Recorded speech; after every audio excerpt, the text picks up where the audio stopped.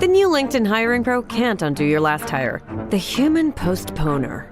They were the master of one phrase. I'll circle back on that. But 3 months later, you were the one doing all their work and wondering how big that circle is.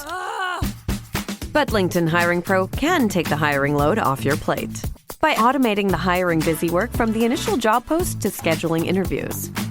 Hire right the first time with LinkedIn Hiring Pro. Post a free job today at linkedin.com/quality. This episode is brought to you by Accenture. When your advertising operations fall out of sync, everything else follows. Spotify and Accenture are working together to reinvent the rhythm of ad sales, using automation, analytics, and smarter workflows to simplify campaign delivery and access better data across the business. The result? Less time spent on operations, more time connecting brands with the moments and fandoms that matter most. Learn more at accenture.com/Spotify. This too shall pass is one of the oldest pieces of wisdom in human history. Nobody ever tells you about the part in the middle. You're listening to Unbound, off script. No outlines, no safety nets, just Beth Curry talking about whatever the hell she wants, or whatever the hell you've asked her to uncover. It's unfiltered, it's unpredictable, and it's officially started. Pull up a chair and don't expect her to stop talking anytime soon. She's a total blabbermouth. Take it away, Beth. Hey, welcome back to Unbound Off Script. I'm Beth. I'm going to start today with something small. 4 words that have been around for thousands of years, that have survived every era of human suffering, that get stitched onto throw pillows and tattooed on forearms and said by well-meaning people at exactly the wrong moment. This too shall pass. Now, if you've listened to the show for more than 5 minutes, honestly, if you've listened for more than 5 seconds, you already know that my life has had a theme lately. And the theme is a lot. Just a lot. You know, the humans in my life, the animals in my life, the general relentless forward march of hard things with no discernible pause button in between. You know, you've been here. You've heard it. I'm not going to rehash it today because that's not what this episode is about. And also, I'm tired of the sound of it, quite frankly. What I am going to talk about, though, is the phrase. That phrase, because someone recently said it to me with full sincerity and full kindness and zero malice, and I smiled and I nodded like a normal person. And then internally, I finished the sentence the way that it actually needed to be finished. This too shall pass, but fucking hell. That's the part they leave out, right? Every time. Thousands of years of leaving that part out. And look, I laugh because sometimes that's all you've got. You laugh because the alternative is something messier and you're already friggin' tired, and you laugh because the absurdity of it, like of life just continuing to load more shit onto the conveyor belt while you're still trying to deal with what's already on it. At some point, it stops being sad and starts being almost comedic, and it's commitment, right? Like the universe is nothing if not consistent. But I've been thinking about that phrase a lot, you know, about why it survives, why it's so damn true, to be honest, why people reach for it, you know, why it can feel, I don't know, depending on the day, like either the truest thing anyone's ever said to you or the most tone deaf, right? And I think there's actually something worth unpacking here, not to tear the phrase apart because it doesn't deserve that at all, but to look honestly at what it costs to live in the middle of it, because that's where most of us actually are. You know, we're not at the end. We're not at the past part. We're just kind of in the middle, in the but fucking hell part, you know, waiting. So let's talk about that. I want to give you some context because I find this genuinely fascinating and it kind of reframes the whole thing. This too shall pass is old in a way that most things we call old are not. Like it is generally traced back to Persian Sufi poets, you know, somewhere around the 10th or 12th century. Though versions of it appear across Jewish folklore and Turkish proverbs and Eastern philosophical traditions going back like even further. There's a famous version of the origin story where a king asks his wise men to create a single phrase, something that would always be true in any circumstance, good or bad. And after much deliberation, they come back with, this too shall pass. The king loved it because it worked in both directions. You know, when things were going well, it kept him humble. And when things were falling the hell apart, it gave him somewhere to put his hope. You know, one phrase, total coverage. It's great. Abraham Lincoln cited it in a speech in 1859, not from a comfortable place either. At that point in his life, he'd already buried a child. He'd gone through stretches of depression so severe that close friends reportedly kept sharp objects away from him. And he was walking directly into one of the most devastating periods in American history. He was not speaking from the cheap seats at all. He earned the quote. And kind of like what I keep kind of like coming to and landing on, the reason this phrase is still here, thousands of years later across dozens of cultures is because, like I said, it is true. Like that's it. That's the whole reason. Things do pass. The empirical evidence across every era and every culture and every variety of human suffering is actually on the side of the phrase. Circumstances change and pain shifts, and the impossible present eventually becomes the past, right? Like even when it doesn't feel like it's going to, because when you're stuck in it, it feels like it's never going to end. Trust me. Even when you can't see how, it does. The problem is not the truth of it, though. The problem is the timing of it. So there's a specific window, and every single person listening knows exactly what window I'm talking about, where someone saying this too shall pass to you is not comforting. It is genuinely almost impressively unhelpful. Okay? It's the verbal equivalent of handing someone who's drowning a pamphlet about swimming. Swimming is real. You believe in swimming as a concept, right? You would very much like to be swimming, probably right now. However, you are underwater and the pamphlet is not the thing you need. That window is the but fucking hell window. And nobody talks about it. They just hand you the pamphlet and wait, right? So something I think is worth knowing, because I genuinely find it helpful when I'm in it. When we are inside something difficult, our brains do like a specific thing where they kind of project the current state forward as if it's permanent. Psychologists call this affective forecasting. And what it means in plain English is that we are remarkably bad at predicting how we will feel in the future. Especially when we're feeling something intensely shitty right now. The research on this goes back decades. So there's something called the impact bias. It's our consistent tendency to kind of overestimate how long hard things will affect us and how intense those effects will be. We think the thing will be bigger and longer than it turns out to be, which means that at your most overwhelmed, your brain is running a simulation of your future that is statistically inaccurate, right? It's telling you this is permanent when the actual data says it's not. And there's also something called emotional flooding, which is what happens when your nervous system gets so activated by prolonged stress that your prefrontal cortex, the rational perspective having future imagining part of your brain, essentially goes the hell offline. John Gottman first described this in the context of relationships, but it applies broadly. When you're flooded, you lose access to the part of your brain that knows that things pass. You have full, unobstructed access to the part that is absolutely certain they don't. This is your nervous system just doing what it's designed to do, right? It's treating the current hard thing as a survival threat, which means long-term reassurance isn't the priority at all. Getting through the next 10 minutes is the priority.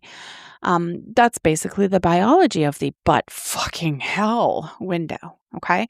What I find comforting, oddly comforting about knowing this, not comforting like, oh great, everything's fine, but comforting in the way that understanding something hard makes it slightly more bearable, I guess, is the certainty that things won't pass is a symptom. It's not a fact, okay? Your flooded brain cannot access the information that things have passed before, but they have. You know this, but you don't know this in that time, right? You have a track record. You just can't see it from where you're standing right now, okay?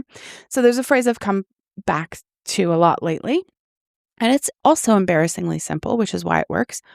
One thing at a time, not one day at a time, one thing, because some days, like a whole ass day, is too much of a unit. Some days you need to shrink it all the friggin' way down to, I'm going to do this one thing, and then I'm going to see what happens after that. So psychologists call this distress tolerance, and it's like a cornerstone of dialectical behavior therapy. This was developed by Dr. Marsha Linehan, who, worth noting, developed it from her own experience of surviving what she was trying to help other people survive.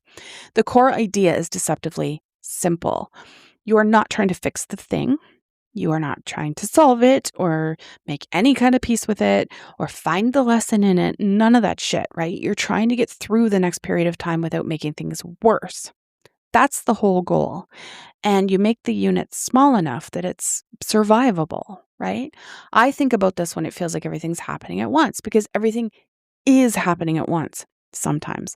Life is genuinely not interested in your bandwidth or your timeline or your ability to process one thing before the next one arrives. It just keeps going and keeps going.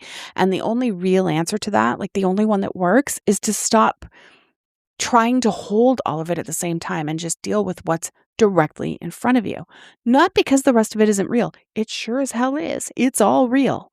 But you can only actually touch what's in front of you, right? The rest of it is just like this weight you're carrying that you don't have to carry right this second. One thing, then the next thing. That's it. That's the whole damn method. This shit's not glamorous. There's no montage, but it works. And it works because it's honest about what's actually possible rather than asking you to be bigger than you are on the days when you are very, very, very clearly not big at all. Those days are allowed, by the way. I feel like that needs to be said. I've got to say that. This is the part that I want to stay on for a minute here. The pressure to be further along than you are. I think that's the part that makes the butt fucking hell window harder than it needs to be.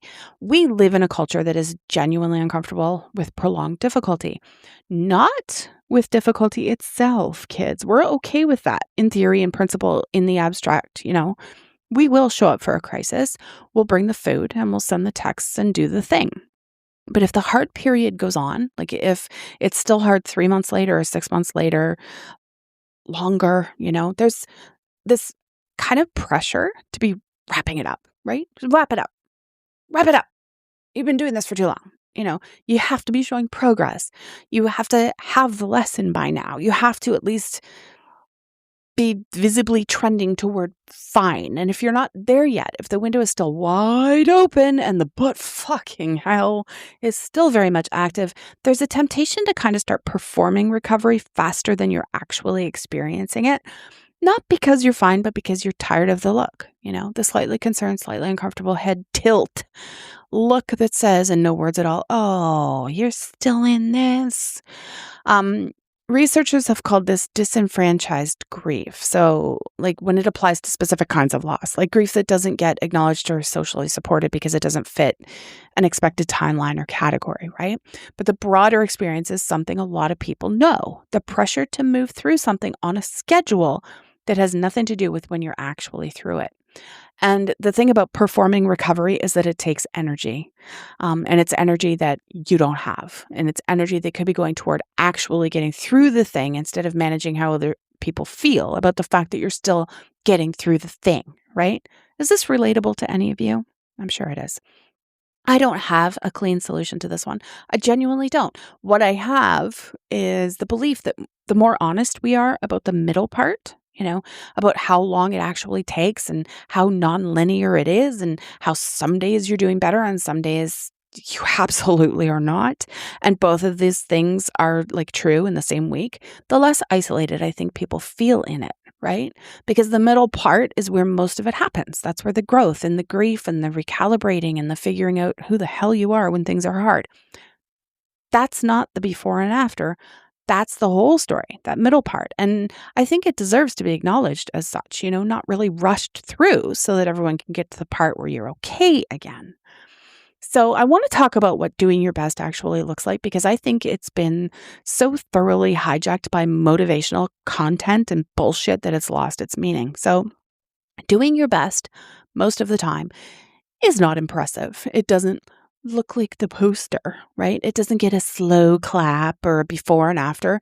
It kind of looks like answering one email when there were 12, or it looks like making it to the appointment or making it to dinner or making it to a reasonable hour without having completely unraveled in public, right?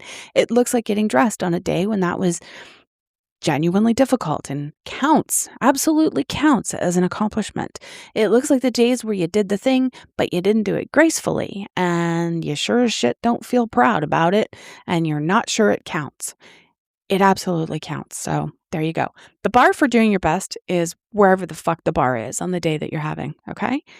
And that bar moves. It's supposed to move. On a hard day, the bar is in like a different place than it is on a good day. And meeting the bar on a hard day, even if the bar is on the floor, is still meeting the bar. It still counts, okay?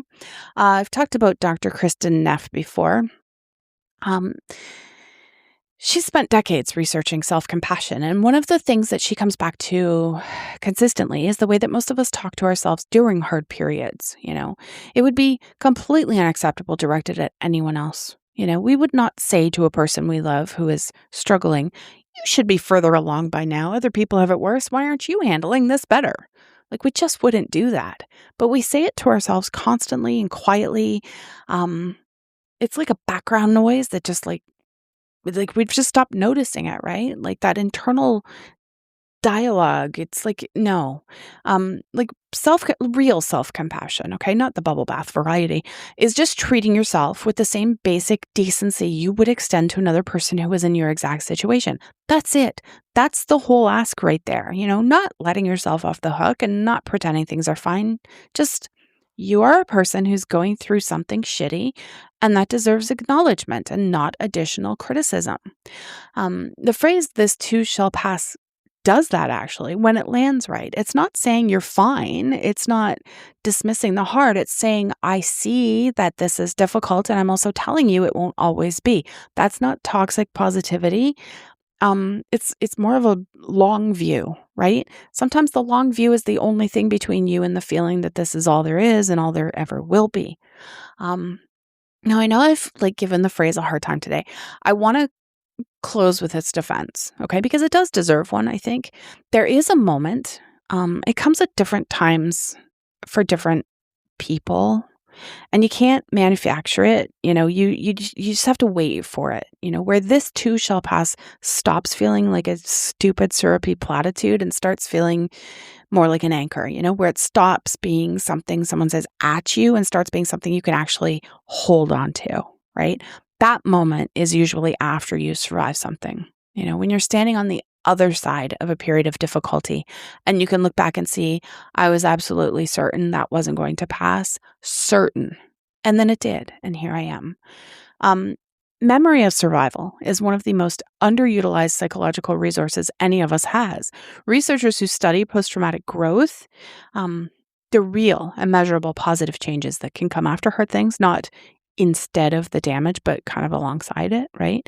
They consistently find that a key factor is what they call narrative coherence.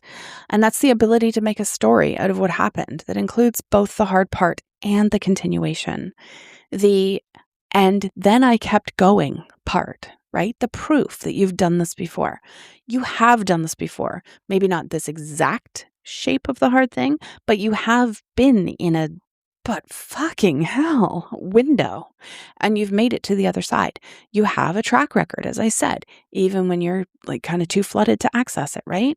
So that's what the phrase is trying to hand you, I think. It's not so much a dismissal, it's just a reminder of your track record. It's evidence, a reminder that past has a history and your name is in it, right?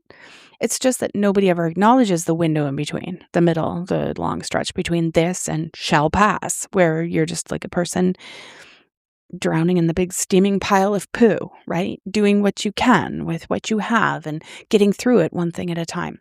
So this is me acknowledging that window.